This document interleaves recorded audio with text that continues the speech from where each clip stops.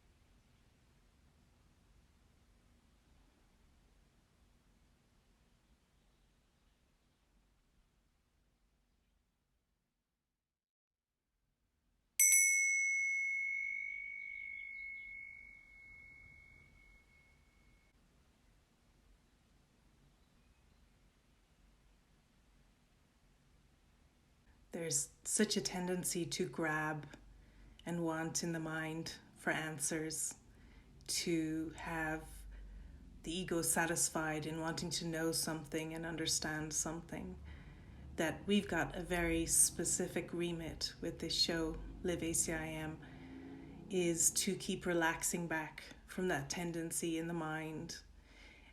And I'm aware it springs in the truest sense from devotion, and yet it can derail our experience to such an extent that our devotion is set with the stepping back and the sinking into the not knowing and the not needing to understand. And I would say that's my definition of prayer or joining with people, is to step back into that state of mind and be shown. And we really want to make ourselves available to be shown. And that's how we experience ourselves, as known in truth. So it feels very important that anytime you find that tendency reaching out or grabbing or wanting to understand or even get clear on what I'm sharing, you can relax back, just close your eyes, just release into what the Spirit is really inviting us into, which is a unified experience of not knowing and not needing to understand, but sinking into the love and the being cared for, which is what guidance is truly for. And that's our natural state. And from there, everything that needs to be in awareness becomes brilliantly clear in your own experience, of your own mind, in a way you can intimately understand it. And so we surrender once more to the Holy Spirit being the teacher, and the Holy Spirit making clear in your own mind what it is you need to see today, what's truly helpful for you.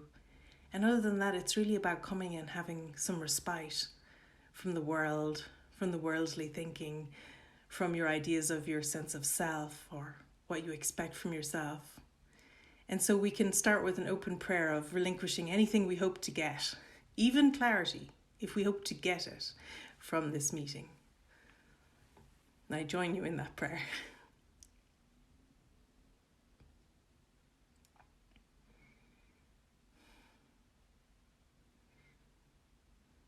Clarity is, it just extends.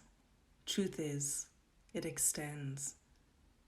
And the invitation today is to welcome reality exactly as it is, to notice our preferences, to notice what comes across in a day as we speak, what comes across as we ask a question, what comes across us and we notice judgments and thoughts and beliefs and desires. We notice the perceptual world, and we notice us and them, and we're being invited to step back beyond that into a state of watching and being passers-by. So we're going to keep that orientation very, very clear as we go. And the trust is that it's safe to relax into that state of not knowing and not needing to understand, and we will be shown. So anytime you feel a contraction or a tension in your body, you can just rest back. And anytime you have a thought like, what was that? Or what was that quote? You can just rest and relax back and take the spirit of what was said, knowing that there's a replay where you can look it up and it'll be annotated at the bottom. So just again, it's about sinking into the experience together and not trying to grab or get anything from our joining today. It's very much a gift. You have so much to give. There's so much presence you are extending in this moment. There is so much love that's an extension through you simply by your having shown up, whatever state of mind or feelings you were having before you pressed play here. It doesn't matter. Your showing up is the gift. Your showing up is the welcome to love's presence in your own awareness. And we're all in receipt of it. And we're very glad you came. Because we're all in this together. And awakening is a collaborative adventure. And you can't go home alone. They go 2 by 2 into the ark. A time-saving device has been given to us. A holy relationship has been offered. A way in which to see often who you are not mirrored in your brother and sister, so that you can take back the projection and take back the judgment that you would have on them or yourself, and see that none of it is who you are and none of it has ever been true. So this is not an advantageous, moving, progressing, trying. This is very much a sinking back into what already is. Just accepting. Oh, thank you. Thank you. Let me accept the atonement. Oh, yes, thank you very much for the gift. If there's any efforting, if there's any sense of future gain, if there's any sense of time and moving and progression, then we're lost to this present moment. And our orientation as a group is to be very much those mighty companions devoted to this present moment inspiration and trust, because trust would settle every problem now. It would settle every worry, every thought of, I don't think my question got answered. It would settle any of the doubt thoughts you have against yourself or the world, that it isn't already perfectly set up as a reflective device to show you what's going on in your own mind. It's really their mind, but while you experience it as personal, it matters what thoughts are there. It matters what feelings you're having. It matters what beliefs you start to notice, and it really matters what desire is on your heart that is other than the peace of God.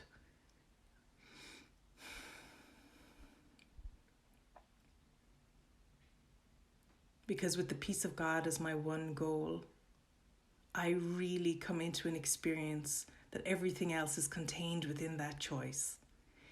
If you're choosing just 2 hours sleep instead of the peace of God, if the prayer of your heart is, I just want 2 hours sleep, then you're asking too little.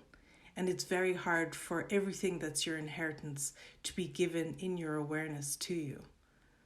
And so our prayer, no matter what seems to be the one small thing we believe we need for peace, our larger prayer must be, the peace of God is my one goal. And to sink into trusting that it contains everything you could ever want. The 2 hours sleep, the 8 hours sleep, the paycheck when you needed it, the mortgage paid. All these things in form that distract you. These are really doubt thoughts, lack thoughts in your mind. They're only reflections of what the true disturbance is and what the belief in lack or the belief in sacrifice is showing up as. And so you don't want to either deny the seeming need, you want to just utilize it on behalf of awakening by offering that desire to have that need in form met, by offering it to the Spirit to show you that your focus on the need, what it's distracting you from in your own mind. So we want to sink back again into getting really clear on the metaphysics of A Course in Miracles, this non-dual path that we all follow, and what it's truly saying. I am responsible for what I see. I have given everything I see all the meaning it has for me. And so, a bit like a nurse in a triage unit in an ER, it's a debrisement that we're going through, where we're picking off all the shards of glass and beliefs and desires that are truly an attack thought. And even though they can't really do this, they seem to be attacking our invulnerability in our awareness. And so we want to go through this debrisement very gently with the Spirit. And the first step in that debrisement is, ow, ow, it hurts. You must rush with an open heart to the Spirit as soon as something hurts and ask for help in seeing it differently. And while the great Comforter will bring you peace in the moment and relief from the intensity you're feeling, the debrisement can then begin to look at the mind and the beliefs and the desires that are in operation that you're clinging to. Because it has to be a voluntarily letting go. It has to be a voluntary letting go and release from these beliefs and desires. We're only holding them in awareness because we genuinely believe they keep us safe. So how could you let go of anything you think keeps you safe? You must first question it. You must first look at it. You must first have a reality check with the Spirit. And so even though there seems to be steps in what I'm sharing. The most important thing is becoming aware of how you feel. And when it's anything but blissful, simply going, ow, and asking for help, leaning in to the Holy Spirit, cuddling up to the one who knows what's best for all in every circumstance, and relaxing into the safety in your mind that even though it seems like the distress is coming from the form outside and the stories and the interpretations, it's actually coming from a belief and a desire that I am holding in the mind that is not for me, that is not pro-peace, that is in some way threatening my existence as a little personality sense of self, even though I think it's also establishing it. So you start to begin to experience that the beliefs you're holding are the source of all pain you're experiencing. And when you notice these conflicting beliefs and you notice these conflicting desires, then you can very easily trust, and this is the development of trust, that every time you go to the Spirit saying, there must be a conflict because I don't feel good. And even though you've rushed there talking about the dog that bit you or the day that you've had, there's no problem with that. You can begin there because you need to snuggle up and know you're loved. It must orientate to wanting to take total responsibility for sight, because that's where happiness is. It doesn't lie anywhere else. Happiness is in total responsibility for sight because you're already aware you're mistaken. So it's no harm or harshness to you to go, I must be totally mistaken. I really want to hear what you have to say, Holy Spirit. There's no defensiveness. It's like, I just don't like how I feel. I really, really want to hear what you have to say to me. I'm wide open because I also know you can bring it to me in a way that is gentle and you comforting and doesn't, trigger the ego even higher into defensiveness. You're coming with the trust that this is the master comforter who knows exactly how to speak to you, that will relax and relieve you of all the things you're carrying that are not your function. All the false responsibilities of the day, all the roles, all the misunderstandings of even what's being asked of you through guidance. And you can get clear. And clarity feels amazing. And in the beginning, it's a little toe stubbing to have the correction in place, but that's only to the ego. Oh, you start to love correction. And you want to snuggle in there and you just want to be told all about it, how you were mistaken, because it means relief and joy and a restoration of awareness of the truth of who you are. So there's no part of you fighting that. You're like, bring it on, bring it on. It's like a love bath. I want to hear all about what's the correction. Oh, it's more like a cat being stroked. This correction is like, oh, no. You know what that unfolded was you were operating from guilt, do you see? You misunderstood yourself. You misremembered yourself. You thought you had to try harder and do more. You thought you'd never please those people. It's like, no, that's not the way. And that's what correction will feel like once you get over the little toe stubbing at the beginning, where the ego doesn't like any idea that it's not right, because its entire sense of safety has been dependent on being right, knowing something, and understanding how things work. But for the holy child of God, none of that is necessary. And in fact, it's a block. This is the literal block to the awareness of love's presence. This participant self, this interactor who thinks it's becoming something different to what it was before. Instead of you, the one watching, just loving on this little one that's trying so hard, forgiving all of the missteps that you're seeing, and simply allowing the character to play through so that it can perform like all of the characters on the screen in this great play of awakening. This play of awakening is just for you, the one watching, to help you wake up, to see that you're none of the characters. to see the impossibility of sin, the impossibility of separation, the impossibility of an unhappy dream. And once you become convinced, and that time is set, not on a timeline, but it is set in this holy instant of return to awareness, this return to innocence, like the song says. Once your set devotion is on the holy instant, at any moment you can relinquish all other motivations for your being or doing or even your listening.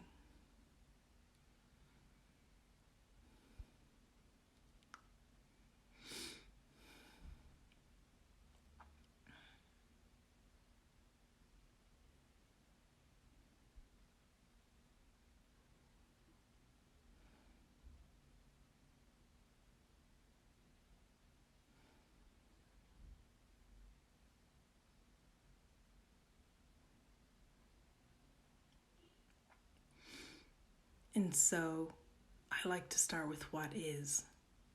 This was more like a brief introduction so that everyone's clear again on the metaphysics, because we come and go from pathways at times and we introduce other pathways, and sometimes it can get a little confusing in our mind.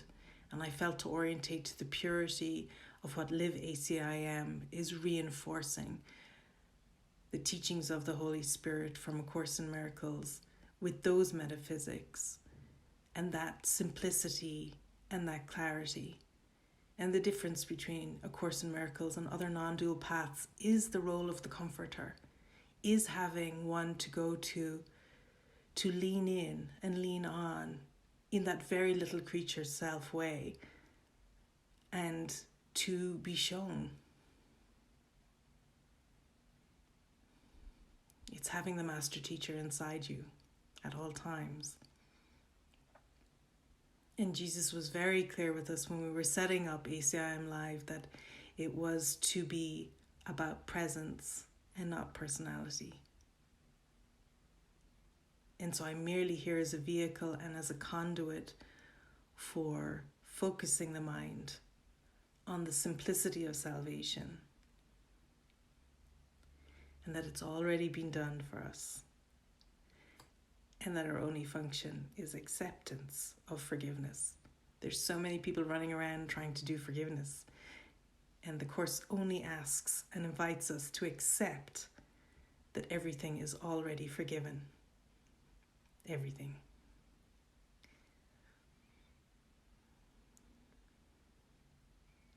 And I can't think of anything I'd rather share with anyone again and again and again for myself, that acceptance is my function, that it's all done, that it worked out great, that there isn't anything I could do to improve the way things unfold, nor is there anything I could do to mess it up. I couldn't think of anything I'd rather spend my life saying. Until it becomes so funny to even speak the words. But it's a heart song, and I can't imagine it ever growing dull for myself or anyone else devoted to this path, because it's just like the song of prayer and singing your song of home. And I'm home already, and there's no long journey where time is wasted and I am wasted on time. I'm under the Holy Spirit's direction, and I'm safe and settled in, and only the truth is true. To live from a place where nothing real can be threatened and nothing unreal exists, and that herein lies the peace of God. That's our joint devotion. And we are worthy of that being a constant experience. And I'm aware that we do not believe that neither ourselves nor our brothers are worth this consistent effort, but you are. And this show and this team that have come together to extend this are a testament and a witness to that. And so you can receive that. And then you can join in that. Your participation, whether you've sent in a question in advance or whether at the end you have a clarifying question that comes up in awareness about something I've shared that you'd like me to go a little deeper on. Whatever way it is, it's just your openness and your soft, fuzzy, warm glow with your little candle beside you. That's all that's asked. ACIM Live, the website, is based on 2 different course quotes in 2 different sections. The main one being the I need do nothing section, which is well worth reading again. But to start today, I had something that I felt is the scintillating, really orientating moment when I heard this read to me from the course. I was like, oh, yes, I would like that. And in that moment of hearing it, I was in it. It wasn't something I had to attain or it was in the future. It was an immediate comfort. And so I wish to share it, not as something we're hoping for in the future, but something we can sink into now.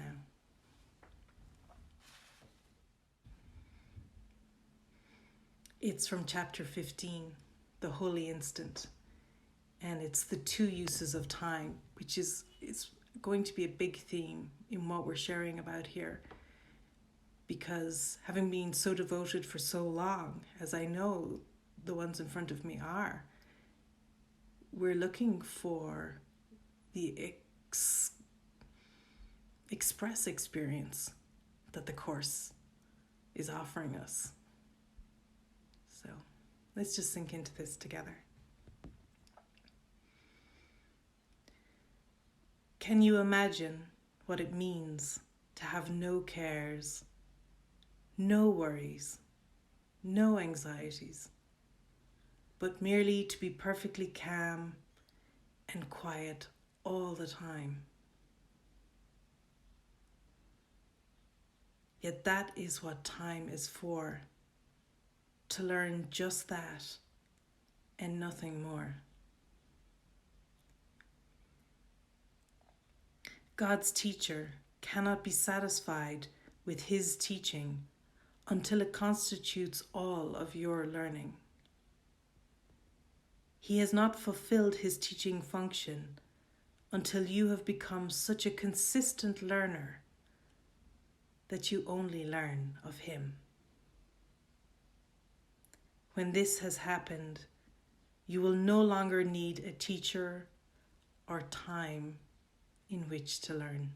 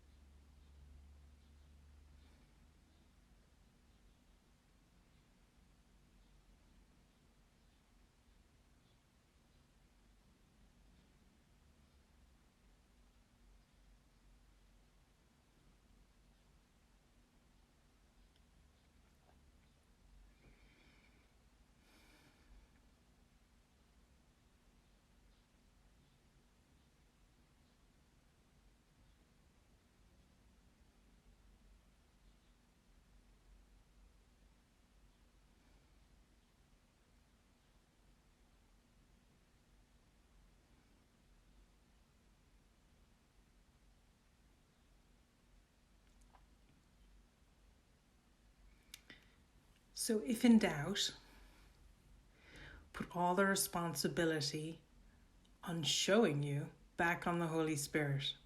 You can just lean into Jesus or the Holy Spirit and say, I don't see it yet. You're just going to have to make it clearer. And that alone is an open prayer, as well as a way to out any lack of trust, any lack of certainty that you can hear. You just saying, you got to make it clear, I'm not hearing anything. You got to be real in these communications. You can't allow yourself to become dispirited, which means disconnected from the one who's constantly whispering when you allow it and boldly speaking when you invite it. Exactly in this moment, intimately, what will allow you to feel better. And that's who you have to be in holy relationship with. And when you're in holy relationship with that one, then it doesn't matter which of your brothers or sisters are in front of you, because this conversation is constant. You're like, okay, I don't know what they're saying to me now.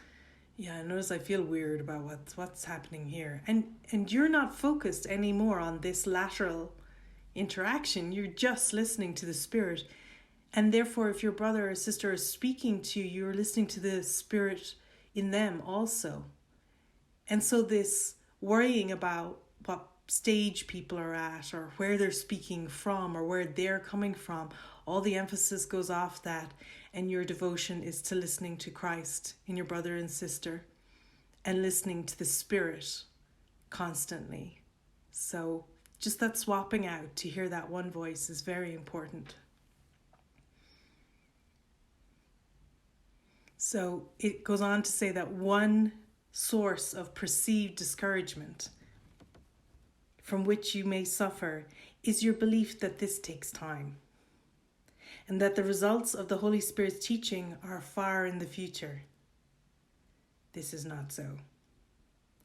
For the Holy Spirit uses time in his own way and is not bound by it.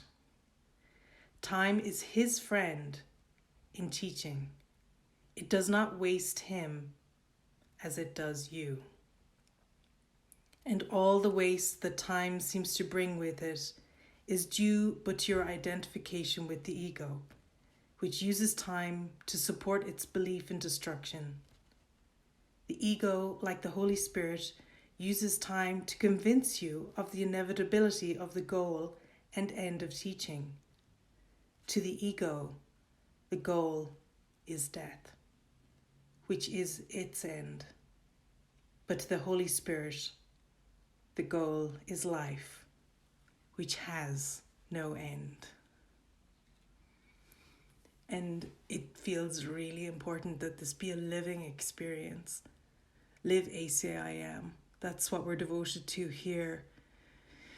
We don't need another classroom. That's not the purpose of the show. It's to come in a vibrant, living experience. And if we get a little tripped up or a little caught on something, to ask that question, to email in to liveacimlive.com and ask that question. And when you pour that out, we'll find what's happening in the mind, and we'll speak from an impersonal sense of self as we address and sink back into the answer. And in that way, it's almost like a weather report for the mind. Noticing these clouds are passing, you may want to take that down and take it personally, but it's just passing through, just allow it. You may want to take blame for the rain, thinking somehow this reflection in the mind is caused by a personal sense of self or a person doing something in the world. But no, it's still just going to be a reflection of a belief and a desire in the mind. And to the degree to which you identify with even the belief or the desire, and think they're your personal responsibility as a person, that's the degree to which it's hard to take the correction, because you're making the same mistake again. You're saying, oh no, I didn't do it right. I didn't let go of the belief. I didn't question it right. I didn't let go of the desire. And I would simply say to you, we will be looking at persistent beliefs and persistent desires in the mind, which we genuinely, each of us, in our own way, believe are keeping us safe. And that's the only reason you've not been able to question them or let them go. And so thematically, it may come across a very small impact on your life when I speak about a particular theme or belief or desire. And at other times it will be like, that's exactly it. I'm full on being confronted with that right now. But either way, it's yours. And either way, you have this choice to see that whatever is unfolding on the screen, whether it looks like the character self you identify with or another, it's still all up for healing in the mind. And that's where we come into true service. We're here to join, to see these are not my thoughts. These are not my emotions. These are not my beliefs or desires. To expose the imposter and to sink back into the safety of the Holy Spirit, from which we can easily and safely, it's a very important word, decipher what it is we're grabbing onto for safety, and gently see how it's not keeping us safe or making us feel good, and link how we feel with an upset to that belief and to that desire. Eventually it becomes like a hot coal. It's just like, you're like, I want nothing to do with that anymore. I thought it was very noble to want to be a good person in the world. I see now it's causing me endless distress. It's always the good. It's always undoing of the good. The noble desires, they're the ones that let's go, whew, we just miss them. So for anyone who's new to looking at the mind in this particular way, levelsofmind.com is absolutely a wonderful tool. And we've a link to it on acimlive.com, or you can go direct to the website. So just to utilize that to become aware of the weather in the mind and what's going on and what's showing up. Just to track it, not to fix it, simply to face it, and to face our belief that we need it and it's important and valuable to us. And just hand that to the Spirit. Hand all of how it feels important that it still be that way to you. That's not your part. Your part is just to keep handing it over to the Spirit and saying, will you take care of that? Because you know how much it still matters to me, how much my family matters to me, how much where my body is placed, that I have a Tempur-Pedic bed, whatever it is, how much that matters to me. And I don't want to come into a self-sacrificing in advance experience. I just want a relinquishment of where I'm sourced from in all these multiple little ideas of whims and things I have, to be given back to you so that I can experience you as my one true source. I wrote an article this week in ACIM Live, in the article blog section, and it's on forgiveness is still. And it's actually a very helpful one to read, because it's very infrequent that we think of comfort as being like sin. But if we're not taking comfort from the comforter, then we're constantly reinforcing that we're sourced from somewhere else. And that's why in following guidance, we want to give all our beliefs in where we're sourced from and what brings us comfort and security to the Spirit, and have them given back if they can be used safely, and not if they can't. If this is the moment to face that is actually causing you an experience of harm, we want that moment now too. And the maturity of those who are joining with us today is such that there's a readiness for that to be the constant prayer in awareness, like, show me where I'm sourced from. Let there not be anything that could be missing that could cause a disturbance to my peace in my awareness, with no ghosting. So,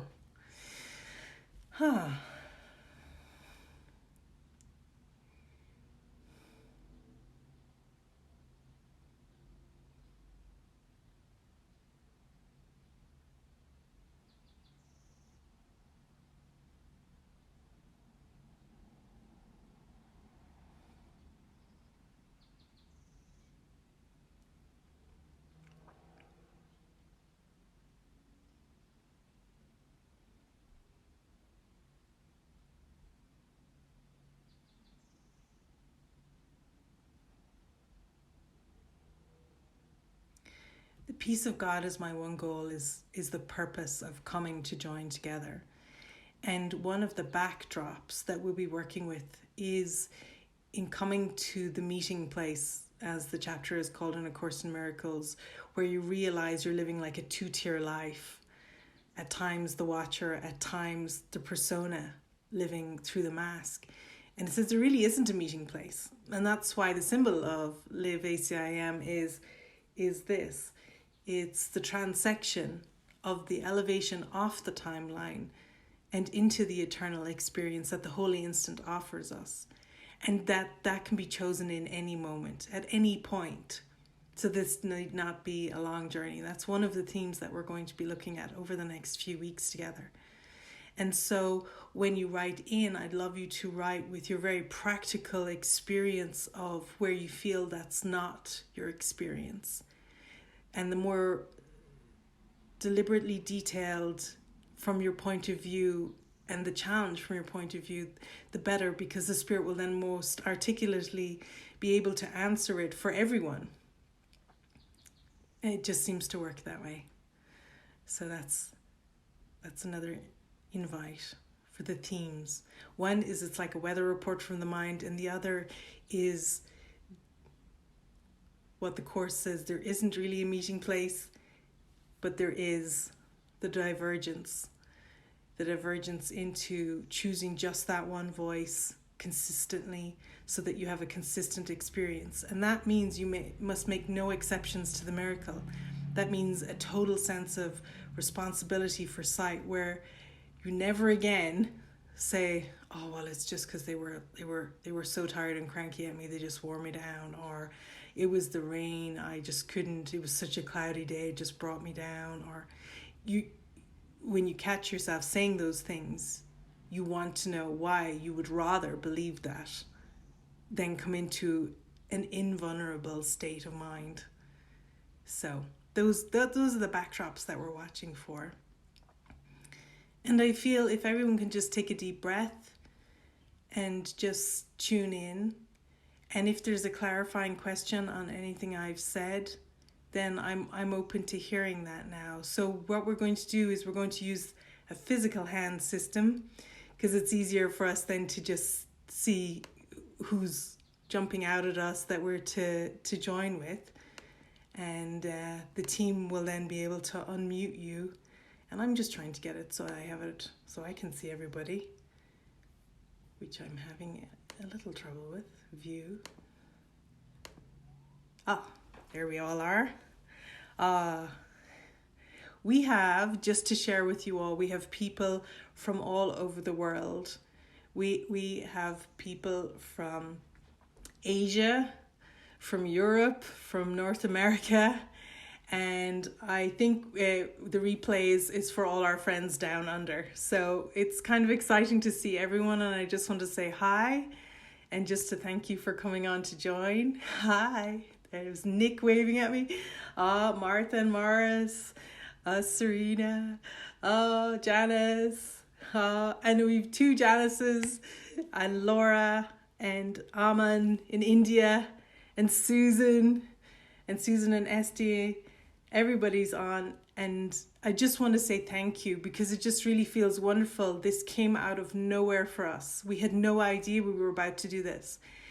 The website appeared in 3 days, out of nowhere. Like, we just were blown away. And the next thing was, and you're going live on the 6th. And I'm like, oh, I thought it was just because I was vaccinated, I was now allowed to go out and share and join. It's like, no, you're going live on the 6th. And I was like, okay. So myself and the team here are just keeping up with what the Spirit is guiding for all of us. And it's very heartwarming to see who's coming in to join in that space, because it's an assignment for us all. And even if you can't make every week, you're really going to be tuned in, because once this link is open in the mind, it doesn't change.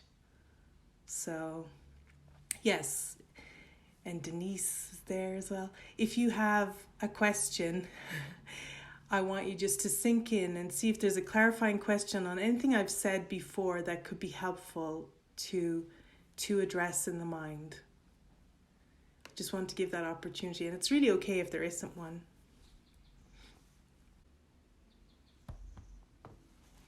I'm looking at devices here. So Janice McNamara has a question. If you'd like to unmute Janice. Unmute.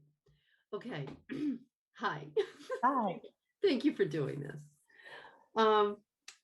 So you speak in the beginning about sitting back when there's a disturbance, and so I guess I'm a little confused I hear this conflict all the time, is the sitting back, but then there's the process that you would go through with levels of the mind, for instance. So you are actively looking at the thoughts and beliefs and feelings in order to shift whatever it is. So can you speak about that? Okay. Yes, lovely. Thank you, Janice. Thank you. You can mute yourself there, and we'll do this so that it stays one view. Lovely. Okay, that's a great question. It's like the Holy Spirit. It was on the list for today that I'd heard this morning.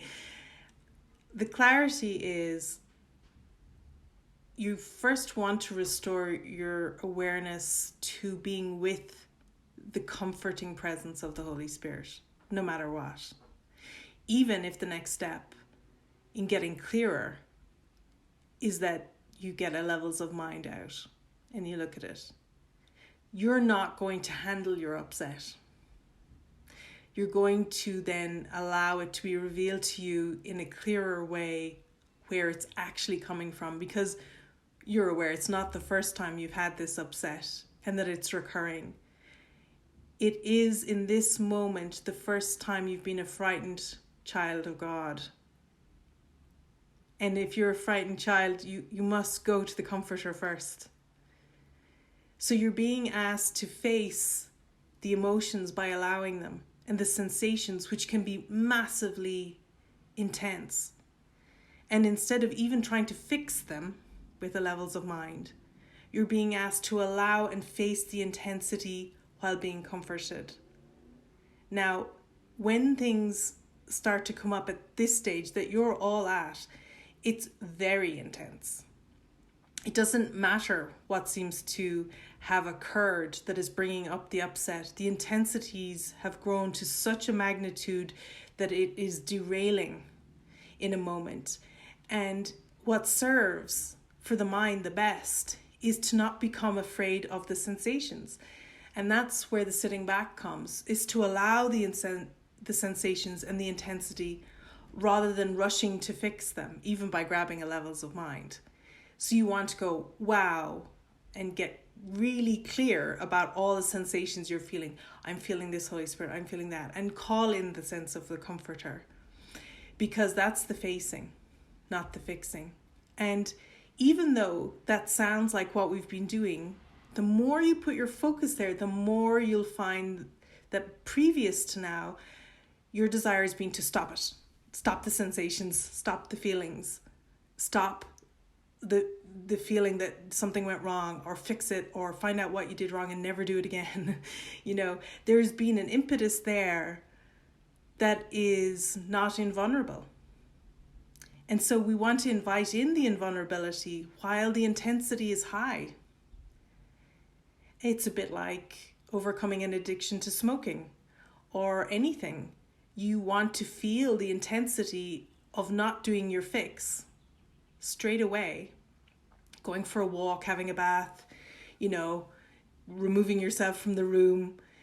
It's going to be that during very busy doings, you'll be called upon to feel these intense sensations, which to you will often feel completely out of proportion to what's unfolding and completely disarming.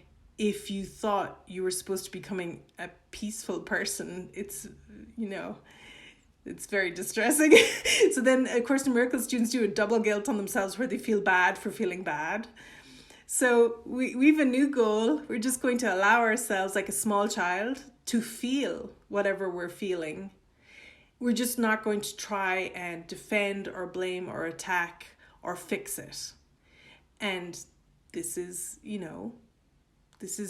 an individualized path whereby the Spirit gives you ways in which you can allow yourself to feel safe while feeling the intensity, and then do whatever is given next for helpfulness. And yes, the levels of mind will then bring clarity as to what the thing is that's really looping with you, that's really keeping you attached to the distress. Because remember, even if this is one of those invites, which they all are, to become aware of a belief and a desire that is not for you, but you believe keeps you safe, that's two opposing and conflicting beliefs and desires in the mind, and you cannot hold two conflicting beliefs and desires in the mind simultaneously without being distressed. So you reassure yourself that there must be a conflict inside that you're not aware of, that hardly feels like something that can be your fault, right? So you reassure yourself with that so it doesn't do the bad for feeling bad. And you're really just relaxing into the comfort of the spirit first, from the fright. I call it the fright. You got it like a fright. And you want to sit with the fright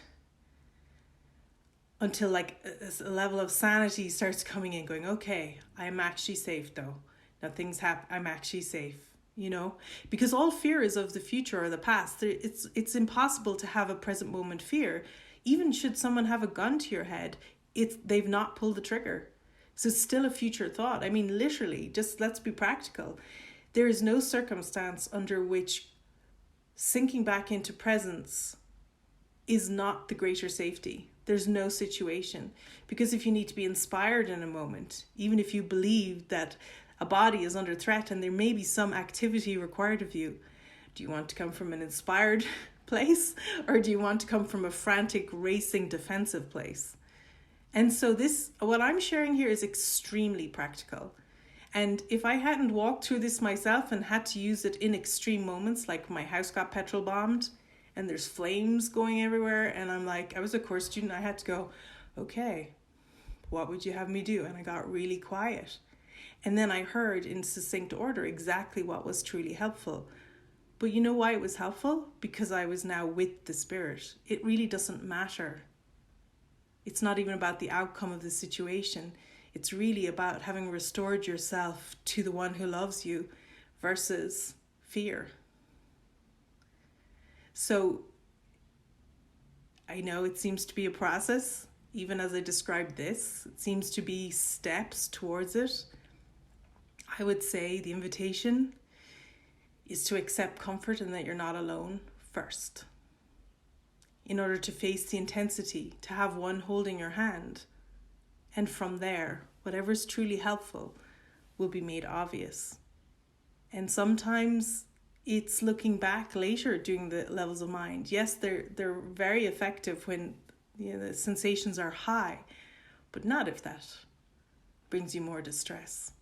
You might need to actually look at it later with the mighty companion or something, because the distress reoccurs, even thinking about the situation. And again, it's about being comforted immediately, but by the true comforter, not by our own fixes that we've established over space and time. Feeling the intensities and the sensations and going, these are just sensations.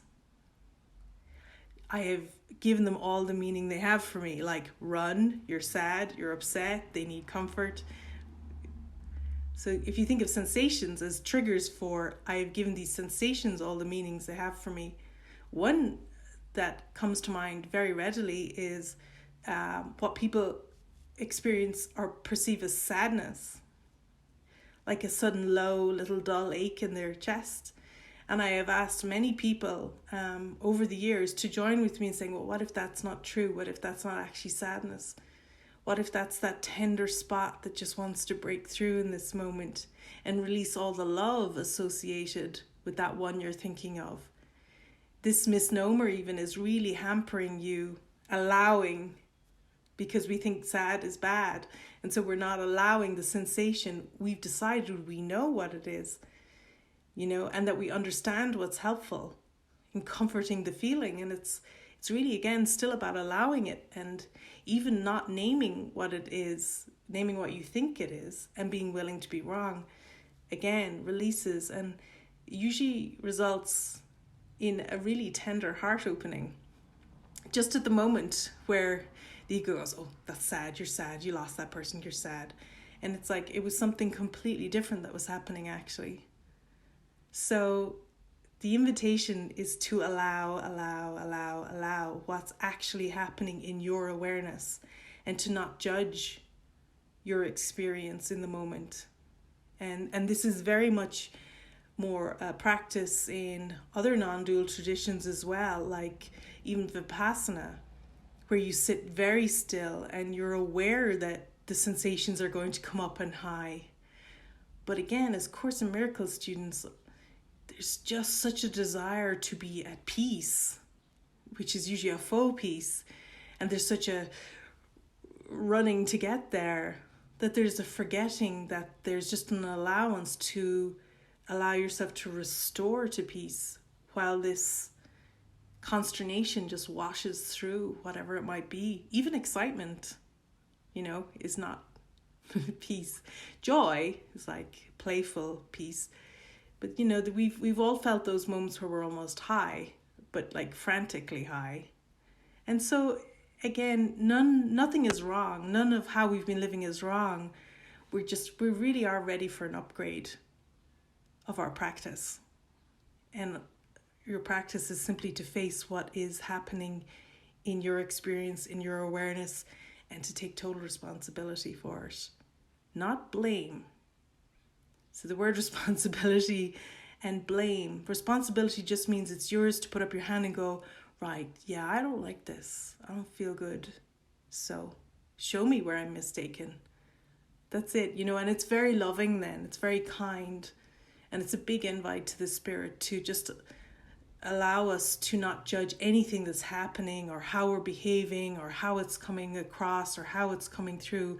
It's really, the purity of forgiveness is just allowance of watching and not judging by seeing the judgments that are there and how harsh they are against this little one who's just doing a play for the mind to awaken. And maybe if we're in gallery view right now, or maybe it's just me you're seeing, but it's pretty easy to see. It's like the Brady Bunch. It's a whole lot of little characters just doing their best to allow the storyline to appear that allows the mind to go, oh, okay. I'm not responsible for the form. I have no control over the world. I am only responsible for my experience. And that's coming from beliefs and desires, not from even what I'm seeing. What I'm seeing is just a mirror reflecting to me the evidence that I'm holding those beliefs and desires in my mind. So again, gratitude for the most generous triggers on the screen, as Alanis Morissette says, and then a refocus on where it's really coming from so we can just turn off that tap of distress that's being caused by the conflicting beliefs and desires being held in the mind. So we can unmute Janice again to see if that felt like the feeling of just being comforted first and the continued facing by picking up levels of mind rather than a fixing helped undo the belief in processing till it becomes an instant. And it's just through our use of this movement that it becomes an instant, holy instant, rather than a process. Yes, that was very helpful. Thank you. Yeah, because oftentimes I can't go deeper because I guess there is too much distress. So that's saying, even though, I mean, some days I can't get past that and go into it deeper. So it's like, as soon as I close my eyes, it's too distressful. And not always used to that. It's usually I can get to, deeper, but so I'm giving myself permission to stay longer in the comfort, in the blanket of comfort. Yeah. So, thank you. Thank you. Yeah, you can be sure that having allowed the sensations more than having, tried to fix them, there's an anchor of sorts there that you can come back when everything feels safe, and just like a reluctant child coming out from under a curtain or under a table or some bed or something, it'll be there, but already from a comforted point of view, it's like, oh, I see, that's not a monster, it is the curtain. Oh yeah, I can still see the monster's face in the shapes on the curtain, on the design, but I can tell you why that kind of monster frightened me, and the beliefs I have around those monsters, and the beliefs the desire I have for that monster never to be in my bedroom.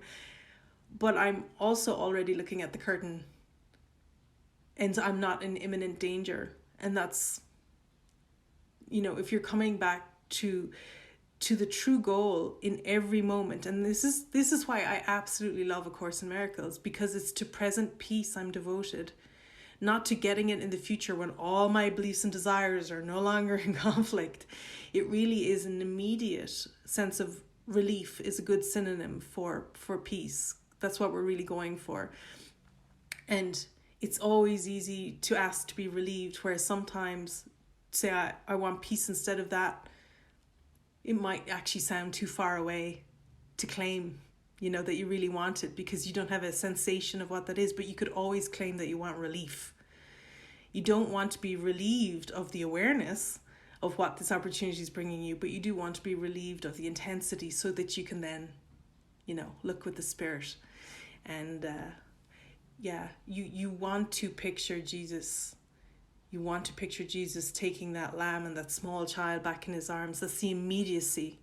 There's no lecture. There's no, this is what went wrong, this is what you should do again. That's not the way it works. That's not what correction is at all. It's this. The correction is, you were just mistaken. Just stay here till it feels safe that you were mistaken. That, yes, even though you were trying really hard, you're actually kind of willing to be mistaken right now. It feels better to be mistaken and safer, because you get so much love and cuddles for it. It doesn't feel at all like this anymore.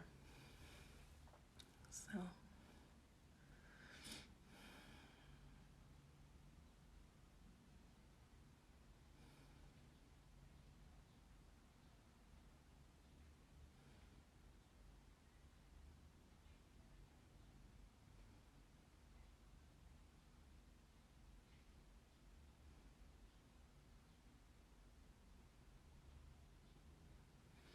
I feel I can take another question if there is one on anyone's heart. Just another clarification. Okay, there's Aman and there's Laura, so let's just tune in.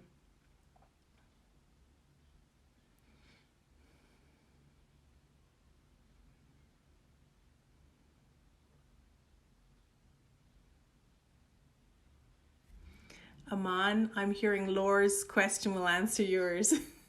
So we'll get you to write. If there's more coming up after, you can write to me and we'll address it next week. So we'll unmute Laura Bryant there. Sarah. Hi. Oh, so grateful that this is happening. Thank you. You mentioned conflicting goals. And this has been coming up a lot for me lately. I'm seeing that there are a lot of conflicting goals coming up that are related to form, related specifically to this body. And I'm trying to figure out how to say this. Okay, what's coming? It's not so much, you said you don't have to wait until all the conflicting goals are gone to feel the peace. Mm-hmm. So is it really the belief that I have conflicting goals that's creating the lack of peace? Because it's become such, at times it's become such a frustrating thing for me to feel like I have these goals and I don't want to make them real. I want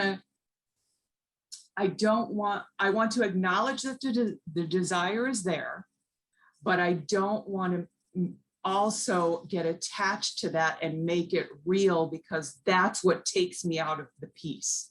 And if I can focus on just the thoughts that are coming up and giving those to spirit as opposed to the form goal, then I've noticed that I can really enjoy doing that.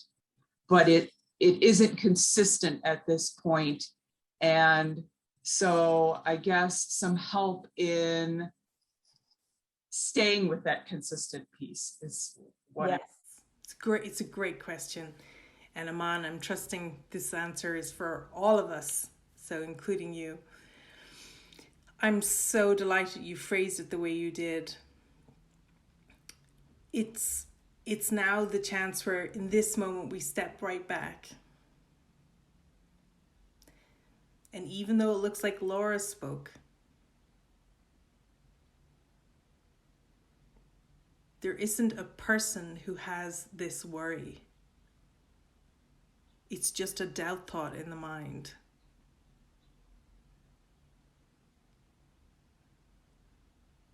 So you can all just keep relaxing with me. I'm going to take care of all of it right now. The devotion to deciphering between aligning with certain desires and other desires are seen as not helpful, everything like that. The choosing between isn't our function. When we get into that level of trying not to have the desire, what we're missing is the clarion call of the altar of our heart. And I want you to start hearing it. I don't want you to minimize it or say it'd be better if it was different, or I shouldn't want that, and when I'm more mature in my path, that will go away. I want you to go with screaming rage. I bloody well want that. I want you to acknowledge, and this is again the intensity. Allow the full juice of the intensity of what is present to be felt, because otherwise you are actually trying to suppress something that the spirit can harness for you. So it's really important. You don't, again, it turns into like a minimizing of fear and a minimizing of the guilt. You really want to see that there is nothing wrong with that desire. There's nothing wrong. There's nothing wrong with even wanting your body to be a certain way. There's nothing wrong with that. It's not bringing peace, but there's nothing wrong with it. And there's a judgment, a spiritual mask that we have, that it's like, that you couldn't say that. But if a small child said, I wish my hair was longer and I just want it longer, you wouldn't judge them for saying that. You wouldn't. You'd say, yeah, you believe you'd be totally happy if you had that. You allow the full intensity and the power of that wanting and the power of that desire and then you say, let's see what the spirit does with that. And you hand it to the spirit raw with the wanting, really. You don't in tamper and say, if it's okay with you, or if you don't mind, or no, really raw. And in so doing, then you're absolved of it being your false responsibility to make it happen in form, because you have zero control over that. So then if you notice you actually become angry that you have no control over that, that's great. That's another wave you can hand over, saying, I want a world I rule instead of one, that rules me. And you can go, oh yeah, that's right. That would bring me back to being responsible for my state of mind and not being a victim. So that's actually kind of helpful. So again, you would just really allow it. Like, you have to allow things as they are. We've been, without meaning to, pushing down or minimizing things because we thought they were fearful, because during our what I call our metaphysical Nazi stage, we've been apportioning it, well, that's helpful to me, that's not. And like you clearly defined, you became very devoted to being clear that desire was taking your mind down a track you didn't need to go, and you are correct. And now there needs to be a whole lot more elbow room, as I call it, a lot more allowance, because you can't make that turn in the mind if you have to be correct in form, even about your beliefs or your desires. You have to come to an awareness that you couldn't possibly judge between things. You couldn't possibly know your advances from your retreats. You don't know what anything is for. The very thing that has felt like a challenge your whole life, and the belief is still there that it would be better if it was different, that is all that needs to be questioned. Are you sure it's true? And another aspect that we want to come into is we want to say, this I notice recurs. This is my favorite thing to fix. This is my favorite grievance against myself, or this is my favorite belief that if things were different, I would feel better. And so our devotion, definitely with this broadcast over the next few weeks, is to have that pinned to a wall somewhere saying it wouldn't be better. Guess what? It wouldn't be better if it was different. Imagine that. Imagine that. And there are what even Kenneth Wapnick actually calls mighty companions. He uses them as memories of things. There are memories within your experience where you've experienced that that's not true. And then you want to use those, devotions of love instead of devotions of fear, those messengers to come back to you in your own awareness to reinforce that it's true. And it's like, wow, it really doesn't feel true right now. And I'm giving that to the spirit, but it's really true that things wouldn't be better if they were different. And it's flooring when you really allow that to happen.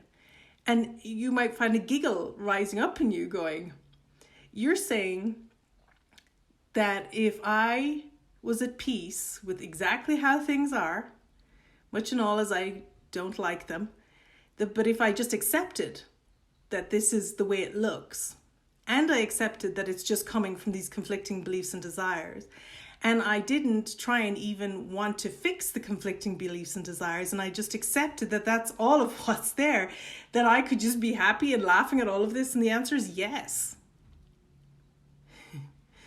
It's like a fractal within a fractal within a fractal, but yeah, yes is the answer. There's a wonderful movie, Laura, that I'd love you to have a look at. And it's not necessarily a movie I would advocate for everyone to watch at any particular time, but I've seen nothing better in depicting this idea that if it looked different in form, we would feel better. And it's called R.I.P. Department, Rest in Peace. And it's Ryan Reynolds and ends up in the police department of the deceased, and he's still trying to make up for mistakes he made on Earth. But he gets given a completely different self-concept, and he has to relate through that. But this is the same for us in this moment. This self-concept, this little figurine out front that you have, it's not who you are.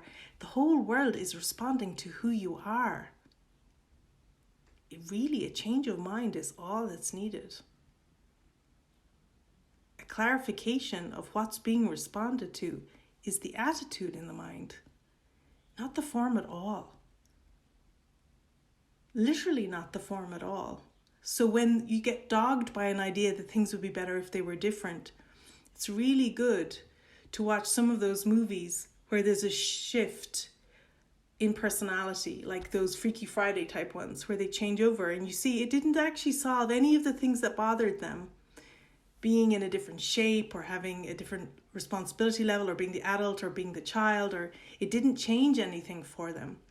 They still had to come to, for themselves, an attitude change in how they viewed everything, even the list of beliefs and desires that they are attributing to this persona or mask that they're playing. So it's actually really exciting when you start to play with this. And I honestly encourage you to be playful. I encourage you to be playful with your levels of mind in the morning, dropping in something at that moment that you would like for the day that seems out of pattern. You would like peace and flow and to be experienced as beautiful. And watch it come towards you. I want you to get playful with the power of your mind so that you're not fearing it, but you're just harnessing it at all times. That you're not fearing how it comes across or looks or represents, as if you're a person who could be represented or misrepresented, because nobody's watching. Only you. It's a solo show, for one.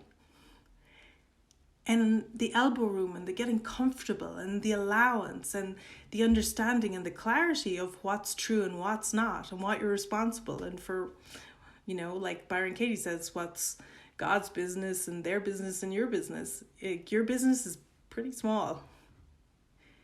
Your business is a responsibility for sight, for how you feel, what your experience is. And at any moment, you can let yourself off the hook. And yeah, you're very, very astute. You're very devoted. And so you'll just be watching those conflicting beliefs and desires, but not letting them interfere. Even the Course says you are not to be not limited, but you're not to be limited by those limits. You know, I'm very much paraphrasing here. I'll put the quote below. But it's amazing. It's like you're not to be without limitations. You're just not to be limited by them. Because it's a click into remembering who you are. How could even the storyline of little Laura or little Sarah interfere with who you are and your happiness in this moment? It couldn't. Unless, again, we're using, it's kind of like Janice's question, we're using the processing or we're using the devotion to look, to claim responsibility for something that's not who we are either. So you can unmute Laura for a sec.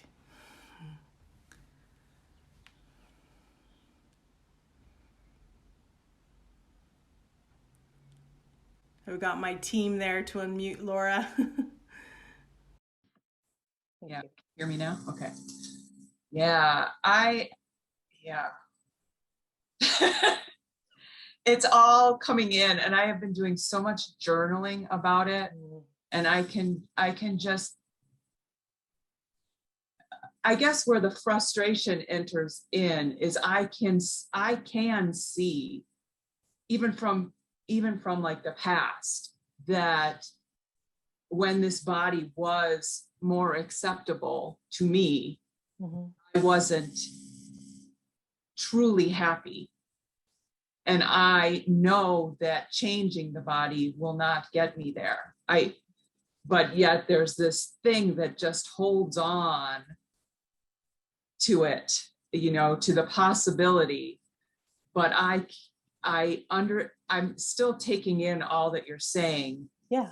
And the journaling is really helping me a lot, as well, as far as, because I did have this very strong belief that I could not be happy or at peace if I had these conflicting outcomes. So I realized that, and I gave it to Spirit. So it's very helpful. It's definitely, you're definitely a witness to what's been going on in my mind already. So Yes, because even the Course says all of our past, except our beauty, is gone. It is your job to be beautiful, but the judgment tool that decides what that would look like, just like Princess Fiona in Shrek, when she has her true love kiss and she ends up being an ogre, and she's like, okay, surprising. Thought I was going to look like Princess Fiona at the end. We have to come into kind of a sense of humor about this idea of, if the body's just a communication device, and if it's about coming into an experience of finding out your beauty and your innocence and how lovely you are, and that's all anyone can ever respond to, even some other sense of other, or this sense of self, even looking in a mirror, then the call is to be beautiful now and accept your beauty now, just like accepting forgiveness. It would be to accept it now and not wait for appearances to change or demand that they do. That would be the invite, and it would take away, a bit like what Janice was saying, all the processing that can be going on that is maintaining the sense of safety. So we understand that, but is no longer needed. We could just, in true safety, open to the idea, not even do it, that acceptance of our beauty is our function now. And, you know, notice anything else that comes up, because that would, whatever comes up to that thought, that's the real block. Not what we've been looking at over time and space. And I'll tell you, this is the fast track then. There's nothing that can hold you back if everything is perfectly conducive to experiencing your beauty and your innocence now. And that's the acceptance that it is conducive and perfect for allowing that to happen. But we've never really fully just put our focus there because we have felt it might be a trick. And that's the new invite. Choose to, put your trust there. And that's your development of trust. By trusting and trying something new. So I join you in the coming into the safety as you do it, and the beginning of it anyway. For all of us, whatever came to mind with Laura's question, that's the invite for this week for all of us, is to simply be living from the attitude of the one that we imagine, and the attitude we imagine we'd have when things are the way we think are ideal. How we would be allowing that now, seeing that we've put it on a timeline to actually keep it away from us. The experience of innocence and beauty and love and being received, because they're all really the same thing. So that's almost like our homework for the week, for the mind, is to come into that invitation and say, okay, that it might bring up a little fear, but that would be the leaning in, like the heart opening, and to be convinced by the Spirit in a highly individualized way how it's not true that things would be better if they were different. And I encourage you to write it on your wall. Guess what? Things wouldn't be better if they were different. Exclamation mark. Because it's the turn. Lots of elbow room, lots of allowance, allowing the little persona to be how it is, a cranky 3-year-old, whatever it is on the day, saying, I'm not beautiful, and listen then to the voices, and you are, and yet you are. We've seen those knotted little faces, snotty with rage, and not wanting to go to bed and everything, and they're gorgeous. And that's the perspective that the whole world is looking from, when that's the perspective and the attitude in the mind that you take for not just the sense of self that you think you are, that character self, but for the whole universe. That's the shift in perception. That's the vision of the Spirit. And that's the invitation for this week for all of us, to just see how we get on with that. And then write to me and share how it's been, or any other questions that are on your heart, and we'll do our weather report for the mind together next week. So I just want to say thank you very much to all of you for joining today, and to share what's deep on your heart by 9 p.m. on the Monday night before our Tuesday at 2 show, so that I can have received and the team can well up, because working this closely together as a group, whether you come every week or not, the same things will be facing all of us. And I just want to say thank you for what it offers me, an opportunity to sink deeper into by us all joining together. And for the team with me, who were just amazing today, clearing so much blocks to the flow and the presence of the show being shared. So we're all in this together. And yeah, we're not wrong when we're scared or we hold back. But what we're holding back on is not usually what we imagine. So the Spirit is coming at a different angle now to us all, just to invite again a new way of looking, just a little fresh start again. So yeah, I just want to say thank you, blessings to you all, and we'll be here again next week. And we're going to get everyone to sign up every week, just so that everyone's set for seats. So lots of love. Thank you from the bottom of my heart. I really loved joining with everyone today. It was wonderful. And to my tech team, thank you very much.